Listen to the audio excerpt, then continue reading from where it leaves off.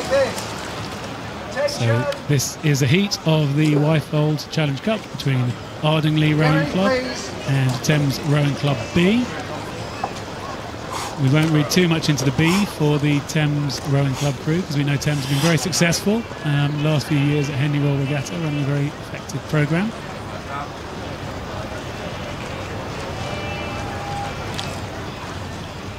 Attention! Go! Beautiful stillness up on the start there as the crew has waited for the umpire to drop his flag and set them away. And we have a look now in this Thames crew.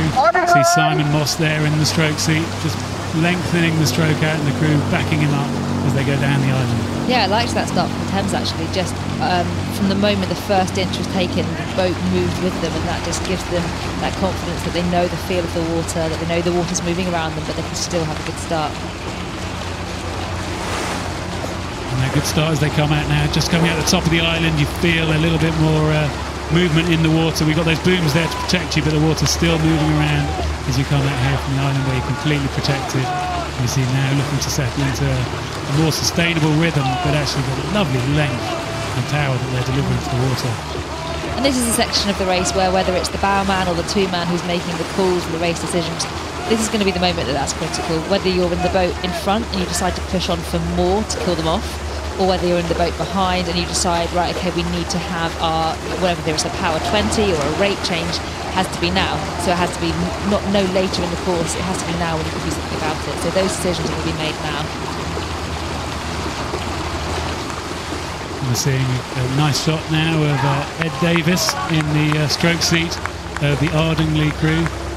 He raced in the Forley Cup for RGS High Wycombe, reaching the second day back in 2014, and now he's settled into his club rowing with Ardingly. And we'll take a look now at the Thames crew with Simon Moss in the stroke seat, backed up by Jeremy Reeder, a man with plenty of sporting highlights in his past, including racing in the Stratford Coxed 4 that was victorious in the Brit Cup in 2016, which he believes was widely agreed to be the race of the regatta. I'm sure it was for him. And Hugh Jones sat at 2 in that Thames. He says that he won the most improved on training camp this year, and actually that's probably, you know, it's such a big boost to someone. You go through a training camp, you go through a tough period of training, and you get told you've improved the most. That's going to give you a lot of confidence.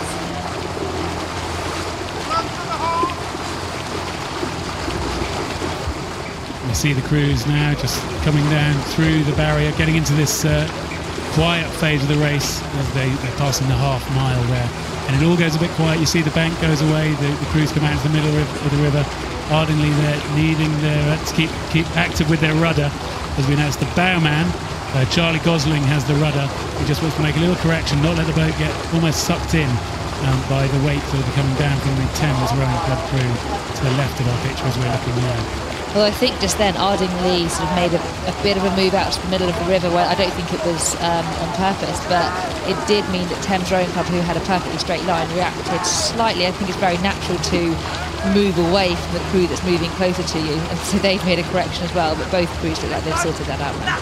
And interestingly, it's Hugh Jones who sits in the 2 seat of the Thames Rowing Club crew who steers, which generally 2 isn't the most popular position for steering, really. Interesting choice. No, I would hate to steer from the 2 street. I think I would just steer from stroke, to be honest. But I mean, I like to think that if you're sat in the stroke seat, you have the stern in front of you and you can line that up with something on the horizon. If you're sat and all you've got is the person's back in front of you, or 2 people's backs in front of you, that's a very difficult thing to do. And we're seeing the crews, they're now through halfway. That's the Forley marker they're coming past there, and like you say, yeah, steering, looking out behind you. You've got the rudder right in front of you in the middle of the canvas of the boat, and here at Henley, as you see the booms, and the Thames crew, for me, looking dangerously close to the booms on this bow side. I want to look all the way back down the course and look to see the steering marks, which are designed to help them, but they're now a long way from those marker boards which help steer the boat. Yeah, but I think that Thames crew got a little close to the booms when Ardingly came out towards them. I think it's such a natural thing. It's so difficult to hold your line when you see somebody almost steering in towards you. And there we see a lovely distance shot, thanks to our fantastic directors here, that you see the steering marker behind them. There's a V and a stick. And when you're in the middle of the line, the thing that looks like a rifle sight lines up for you perfectly, and you know you're steering your boat down the middle of the lane. But as we're saying, from the 2-seat, it's quite hard to get sight of that steering marker. Yeah, when I was rowing in the pair with Heather, I was sat behind her, and I don't think I ever really saw those markers. I just left it to her to look at them, and I don't even remember them from any single race I ever did.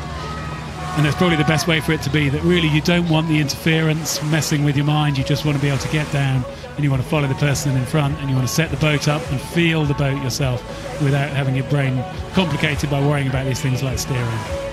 The water looks great there from this shot. You can just see that, and you know, we've had occasions of popple on the water and some wash coming through, but this is lovely conditions, really. Yeah, and lovely just to see the way a boat moves through the water, and the length from the rowers there. Again, Hugh Jones in the 2-seat, you can just see his blade just matching beautifully with Simon Moss in the stroke seat of this Thames crew, but they're not having any let up. They're having to absolutely keep it going, as the Ardingly crew will not give up the fight here. Yeah, absolutely. Ardingly have just kept the pressure on, and at that point where the steering, I mean, again, there's just a little kink in the steering there right now, and they're not letting that get to them. They're just going and trying to hold that distance and maybe even make a few feet of an indent. Well, now's the opportunity. If they're going to go, they've got to go really hard as they come towards the enclosures. As you see, the sun's starting to set and create that glimmer on the water. But the Thames crew really have just held their line right out there on the booms on the Bucks station, and we can see the finish line in sight as they're in front of the grandstands now. And I suppose in this situation, as the crew that's down, Ardingly can do one of two things. They can either try and push on and hope that they row faster than the other crew and row past them, or they can push on and hope that they put enough pressure on Thames to make them make a mistake. It's almost the two ways of winning. If you're behind, you either go faster and go through, or get them to make the mistake, row into the booms, catch a crab. Well, that's right, and Charlie Gosling is in the bow seat of that Ardingly crew, rowing really nice and smoothly, trying to keep the effort going, trying to keep backing up the crew in front of him. But we see this Thames crew looking really solid now coming down towards the line. Yeah, they're holding their form enough not to look like they're going to make any of those mistakes. They're really looking in control. Even though they've had a decently hard row, they're looking strong and solid, and their blade work is still good. Yeah, take a little look over the shoulder, look for the finish line, and they know they're coming into that finish line now. And they've had a really good workout there in the Wyfolds, and I hope they'll be able to go back and watch this video, recognise the things they do well, possibly look for a few things they want to do better. But really a great start to the regatta with that win in the Wyfold Challenge Cup for Thames Rowing Club B over Ardingly Rowing Club.